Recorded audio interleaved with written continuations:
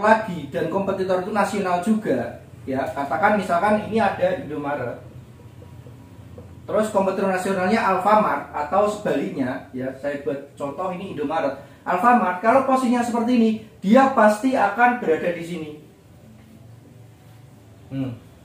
ya. Jadi akan head to head, berhadapan-hadapan atau bersamping-sampingan, ya. Bahkan satu tembok bisa seperti ini. Karena apa? Karena area coverage-nya adalah seperti ini. Dia berada di posisi tengah.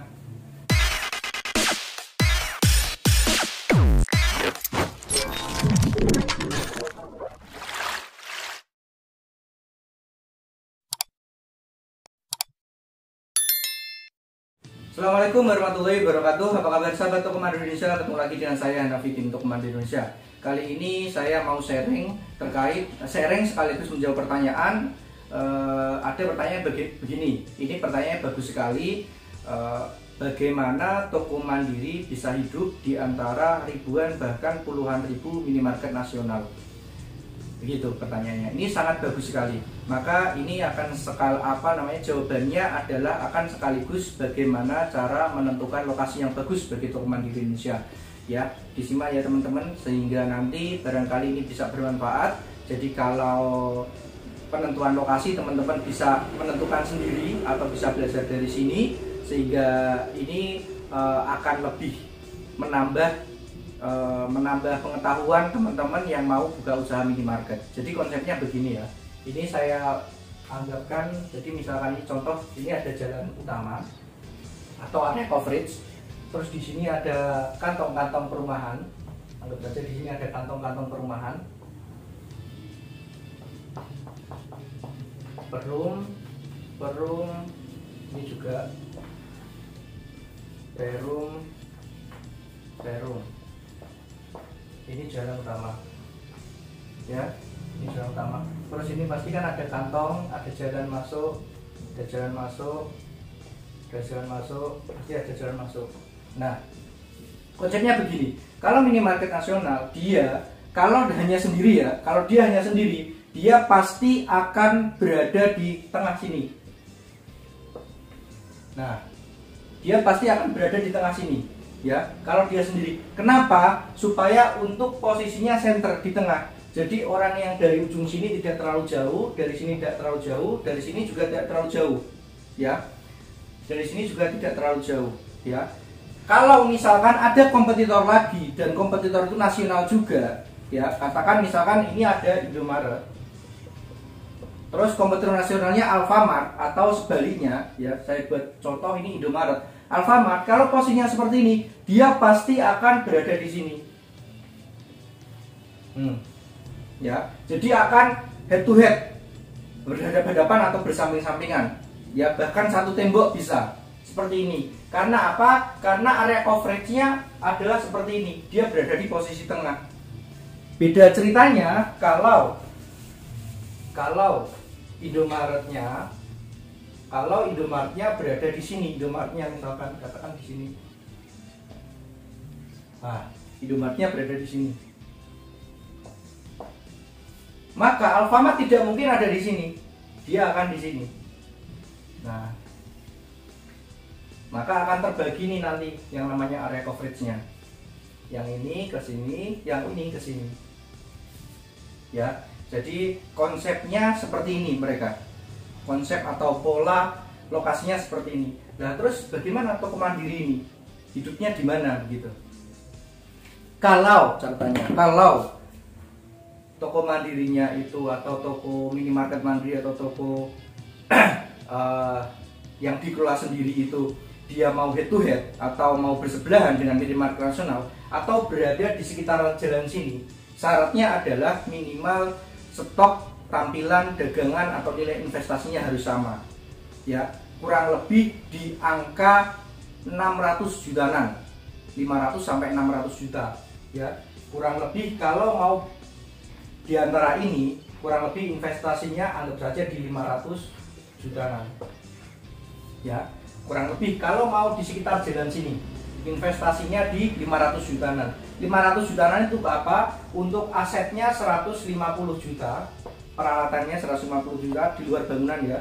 terus dagangannya 350 juta, 500 juta, di asetnya adalah 150, dagangannya adalah 350. Karena Indomaret Alfamart saat ini stoknya antara 400 sampai 500-an. Kalau tokonya kecil ya 350. Tadi 400 sampai, anggap saja kita buat average antara 400 jutaan. Ya, stok keseluruhan Alfamart dan Indomaret di antara segitu. Ya. Maka kalau teman-teman berani di sekitar sini, investasinya kurang lebih di sekitar sini. Bisa hidup Mas? Insya Allah bisa kalau kita menyerupai mereka. Kenapa? Karena biaya operasional kita lebih kecil, lebih hemat. Mereka bisa hidup minimal omset 8 juta per hari. Mereka bisa hidup 8 juta per hari. Kalau Alfamart biasanya standarnya di bawahnya Indomaret, biasanya 7 juta sudah bisa hidup terapinya. 7 juta per hari. Ya. Kalau mereka kok omsetnya 7 juta, 8 juta, ini sudah dikatakan toko siaga. Artinya toko yang harus dipantau. Ya. Toko yang harus dipantau terus. Makanya saya bilang tidak ada bisnis yang autopilot. Sepertinya Indomaret Alfamart itu ya dia bisa berjalan, sistem semuanya bisa jalan, tapi manajemennya dalamnya terberisik sekali. Artinya apa? Mereka melakukan inovasi terus-menerus, melakukan kegiatan terus-menerus, melakukan event terus-menerus, sebar brosur 1 minggu sekali. Terus ada kunjungan, ada audit, semua dilakukan. Artinya apa? Tidak autopilot. Mereka tetap saya bilang mereka tetap terus dibangun. Jadi nggak bisa kita bikin toko, kita tinggal bisa jalan sendiri, sales bisa datang sendiri, semua dikelola pegawai sendiri, enggak. Tetap harus ada peran daripada pemilik untuk mengembangkan toko. Konsepnya begitu. Jadi saya lanjut kembali lagi ke materi ini. Ketika kita mau berada di antara ini atau menjadi, misalkan kita mau berada di sini, ya, berada di sini atau berada di sini atau berada di sini, minimal kita adalah modalnya adalah 500 juta minimal untuk aset dan dagangan. Supaya apa? Supaya minimal stok kita, kelengkapan kita menyerupai mereka, gitu. Ya. Terus ini kalau kita di antara ini ya, ini pilihannya kalau franchise bagaimana ya? Nanti kalau franchise kita bahas lagi. Saya mau membahas tentang bagaimana kita bisa hidup. Kalau kita 500 di antara ini kita jelas bisa hidup. Ya. Kalau kita di bawah ini biasanya rata-rata toko yang kami buka itu investasinya di 250 jutaan rata-rata. Ada yang 150, ada yang 400, tergantung luasan tokonya. Tapi saya buat rata-rata aja adalah di 250 juta. 250 juta ini dari aset itu kita anggap rata-rata di 100 juta, dagangan di 150 juta. Ya. Atau 150 juta. Atau asetnya di angka ini, aset ini sudah lengkap ya, sudah termasuk papan nama dan lain-lain, pokoknya kecuali bangunan aja. Nah terus kalau toko kecil ini bisa hidupnya di mana? Kalau berada di antara jalan ini jelas tidak bisa hidup, pasti kalah. Saya bilang pasti kalah dan sia-sia kalau misalnya kita di antara jalan ini terus ada kompetitor ini, karena mereka memang sudah sangat kuat kalau di jalan besar yang kayak gini. Maka kita bisa hidupnya adalah di mana? Di kantong-kantong seperti ini. Ini kan ada perumahan ini. Ini ada perumahan, misalkan perumahan tadi yang saya gambar perumahan atau pemukiman ya. Anggap saja perkampungan. Terus tadi ada jalan-jalan saya buat. Ini ada jalan-jalan. Pasti kan ada gang ini, ada gang. Ya, terus ini ada gang juga. Kita bisa berdiri itu di mana? Di sini. Antara di sini, antara di sini. Jadi istilahnya nyegati kalau orang Jawa bilang. Kalau ini apa ya? Namanya menunggu ya. Jadi ini perumahan, orang mau keluar ke jalan utama, kita cegati di sini atau kita tunggu di sini. Ya, kita hadang di sini, kita hadang di sini. Ya, salah satu maksud saya adalah salah satu. Kalau kayak gini bisa hidup. Ya. Tinggal di antara 1 2 3 4 5 misalkan ada jalan gang itu, mana jalan yang paling banyak dilalui? Nah, itu kita tentukan di situ, lebih enak. Ya, kalau bisa sewa ya sewa, kalau misalkan memang punya lokasi strategis di jalan itu, manfaatkan dengan baik. Ya, jadi teman-teman yang misalkan lokasinya seperti ini, ya, di jalan-jalan masuk kayak gini. Karena apa? Kita harganya pasti di bawah mereka, di bawah Indomaret, Alfamart, ya. Terus kalau kita posisi di sini, kita menunggu atau nyegati, saya bilang tadi, kita lebih enak. Jadi orang tidak perlu keluar ke jalan utama. Jadi kita cukup ganti di situ, itu lebih efektif. Ya, kami ada beberapa outlet yang seperti ini, alhamdulillah semuanya hidup. Tapi kalau yang di satu lajur kayak gini, memang kita tetap hati-hati. Seperti itu, ya.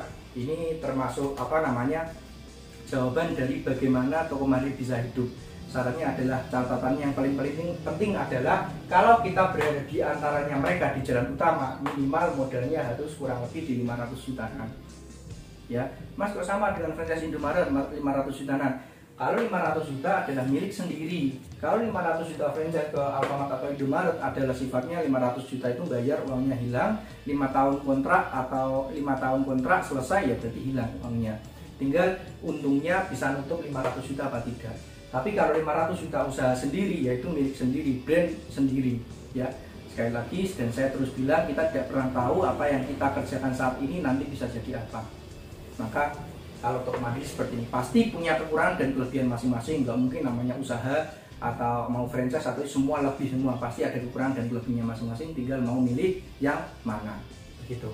Catatannya adalah yang kalau kita berada di antara ini, modalnya kurang lebih di 500 jutaan. Tapi kalau mau modal antara 250, 200 atau 150, ya di antara ini. Nah, di antara ini. Kalau di antara ini mau pakai 500 ya bisa, malah ya bagus juga. Tetapi kita lihat juga efektivitasnya. Kayak kemarin kita pernah buka di perkampungan, meskipun luasnya tokonya luas, terus persiapan modalnya juga besar, tapi tetap kita tidak ke angka ini, tetapi kita tekan di angka ini 250 juta. Karena apa? Sesuai kebutuhannya. Supaya apa? Supaya rasionya tidak terlalu kecil. Gitu ya, kurang lebih itu penjelasannya. Mudah-mudahan bisa menjawab pertanyaan teman-teman dan mewakili yaitu bagaimana toko mandiri bisa hidup di antara puluhan ribu toko minimarket nasional. Kurang lebih seperti itu. Assalamualaikum warahmatullahi wabarakatuh.